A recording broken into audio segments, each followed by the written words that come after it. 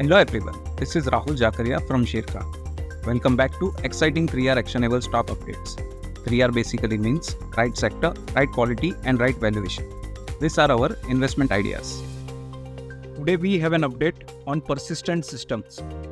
Our analyst maintains buy on Persistent with a price target of Rs 6200. As we believe after a solid first half of FY25, the company is well positioned to deliver top quartile performance in FY25. Given the strong order book and excellent execution capabilities, we expect sales CAGR at 19% and PAT CAGR at 23% over FY24 to FY27. At current market price, the stock trades at 60.3 times its FY25, 47.2 times its FY26, and 39.4 times its FY27 EPS.